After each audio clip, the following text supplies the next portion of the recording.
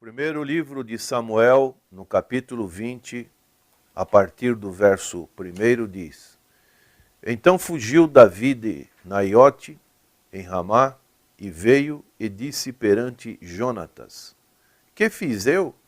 Qual é o meu crime? E qual é o meu pecado diante de teu pai, que procura tirar minha vida? E ele lhe disse: Tal não seja, não morrerás. Eis que meu pai não faz coisa nenhuma grande, nem pequena, sem primeiro me dar parte. Por que, pois, meu pai me encobriria este negócio? Não é assim. Então Davi tornou a jurar e disse: Muito bem sabe teu pai que achei graça a teus olhos.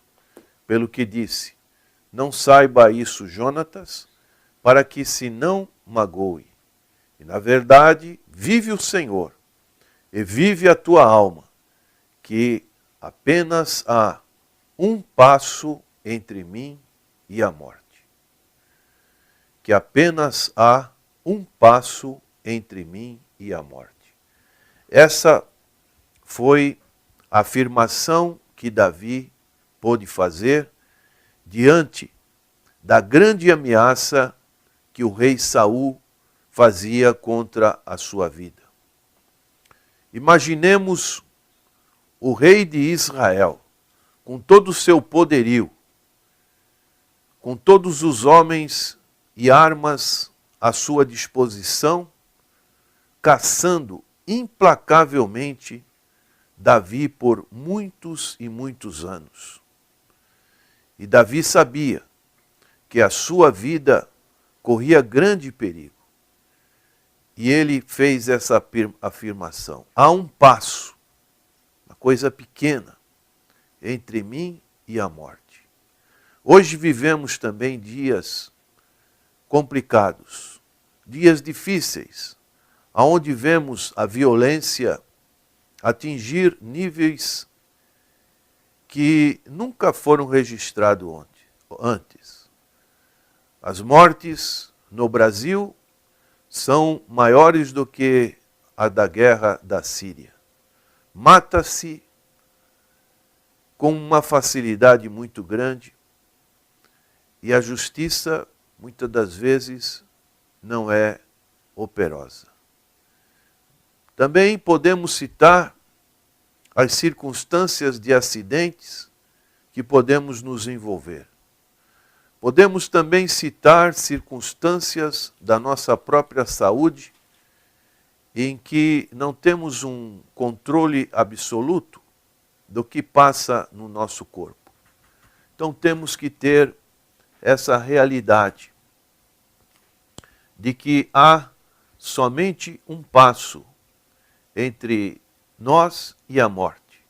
Aquele que reconhece isso, tem consciência dessa grande realidade, ele deve tomar as devidas precauções. Ele não pode ficar indiferente a essa realidade. Infelizmente, pessoas vivem neste mundo, e especialmente os jovens, pensando que nunca vão envelhecer e que a morte parece uma realidade que não existe. Mas a palavra de Deus, ela é muito clara, e ela compara a nossa vida, a nossa carne, como a erva, e toda a glória do homem como a flor da erva. Secou-se a erva e caiu a sua flor. Algo rápido, algo que vai terminando, vai acabando. O salmista dizia: Tu os levas como corrente de água, são como um sono. São como a erva que cresce de madrugada cresce e floresce, à tarde corta-se e seca. Dessa maneira nós somos passageiros. Nós estamos a um passo inevitável. Precisamos ter as devidas precauções. Quando o profeta Isaías avisou Ezequias que ele iria morrer, coloque em ordem a tua casa, porque morrerás. Ezequias clamou ao Senhor, e o Senhor deu mais 15 anos para ele. E esse passo é um passo de separação. É um passo muito sério. E poderá, prezado ouvinte, ser, ou o meu também, o seu, o próximo passo. Nós não sabemos o que vai acontecer daqui a 1 minuto. Então, é somente também um passo entre você e o Senhor Jesus Cristo. E este passo é um passo de fé.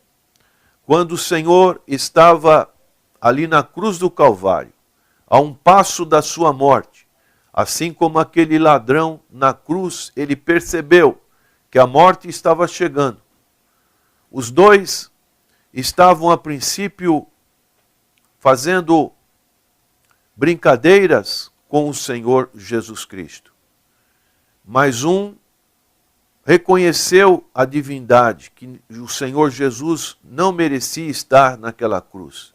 E ele, comprovando essa realidade que estava para acontecer na sua vida, ele clamou: Senhor, lembra-se de mim quando entrares no teu reino. E o Senhor Jesus pôde comprovar: hoje estará comigo no paraíso. É um passo que vale a pena. O Senhor faz o convite: vinde a mim, todos que estáis cansados, sobrecarregados e oprimidos, e encontrareis descanso para a vossa alma. Quando Pedro, ele pregava na casa de Cornélio, ele expunha o evangelho, e ele dizia em Atos capítulo 10, verso 43, a este dão testemunho todos os profetas, falando do Senhor Jesus Cristo, de que todos os que nele creem receberão o perdão dos pecados pelo seu nome. Daí encontramos essa certeza, o perdão de pecados, que é a nossa maior necessidade, aquilo que realmente nos afasta de Deus, que são os nossos pecados. Quando, na pessoa do Senhor Jesus Cristo, nós encontramos a sua palavra dizendo que Ele pode nos perdoar de todo o pecado. Ele disse: na verdade vos digo, quem ouve a minha palavra e crê naquele que me enviou, tem a vida eterna e não entrará em condenação, mas passou da morte para a vida. O Senhor, Ele dá essa segurança, a morte espiritual, a morte eterna para a vida. Podemos ver que é somente um passo entre você e a eternidade. O primeiro mártir do cristianismo, Estevão, ele presenciou isso. E ele pôde clamar ao Senhor, naquele momento final da sua vida, ele erguendo os olhos para os céus, ele disse: eis que vejo os céus abertos, e o Filho do Homem que está em pé à mão direita de Deus. Estevão, ele percebeu, que maravilha, que a eternidade estava chegando para ele. Então essa também foi a oração sacerdotal do Senhor Jesus Cristo, quando o Senhor, na semana da sua morte sacrificial, ele fez a oração sacerdotal de João, capítulo 17, e ele pôde dizer, em João capítulo 17, verso 24, Pai, aqueles que me deste, quero que onde eu estiver, isto é, aonde o Senhor está atualmente, está nos céus, está à direita do Pai, também eles isso é, os seus discípulos, aqueles que creem no Senhor Jesus, estejam comigo, para que vejam a minha glória que me deste. Porque tu me has amado antes da criação do mundo.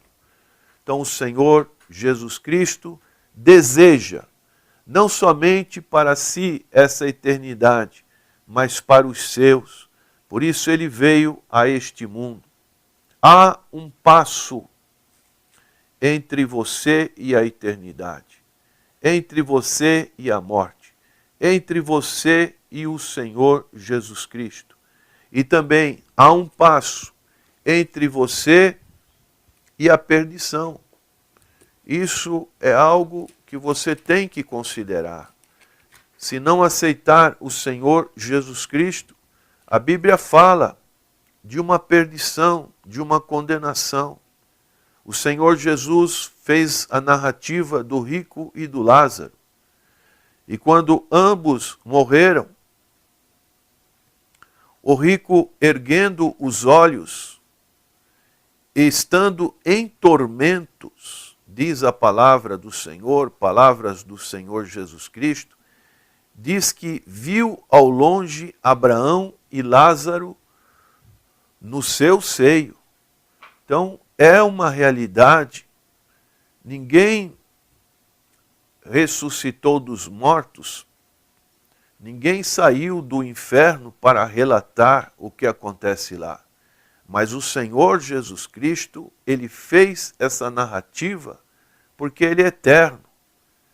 E ele, então, deixou esse exemplo para que nós pudéssemos ter a certeza dessa realidade da eternidade, de uma condenação também, de uma perdição. Por isso o Senhor também disse para aquele homem rico, louco, esta noite te pedirão a tua alma. E o que tens conseguido, para quem será? Nós não levamos nada desta vida. O sábio Jó falava que nu saí do ventre da minha mãe e nu voltarei para o seio da terra. Tudo fica aqui neste mundo. E o que vale é o que nós podemos fazer aqui nesta vida quando temos a oportunidade de aceitar o Senhor Jesus Cristo como fez aquele ladrão ali na cruz. Isso representou para ele a salvação, estar no paraíso com o Senhor Jesus Cristo. Que você, prezado ouvinte, esteja consciente de que existe somente um passo entre você e a morte. Não sabemos quando ela vai vir, mas nós precisamos estarmos preparados para essa realidade. E o Senhor Jesus Cristo, ele veio para dar vida e vida em abundância. Senhor, que a tua palavra possa trazer consciência das realidades espirituais, invisíveis, que somente a fé pode enxergar. Dá, Senhor, convicção de pecados, que as pessoas entendam que sem Cristo nós estamos condenados para a perdição. E através do Senhor Jesus Cristo, o único mediador entre Deus e os homens, nós encontramos salvação, vida eterna, perdão dos nossos pecados. Ajuda, Senhor, a compreender esta grande realidade. É o que nós te pedimos, agradecidos em nome do Senhor Jesus. Amém.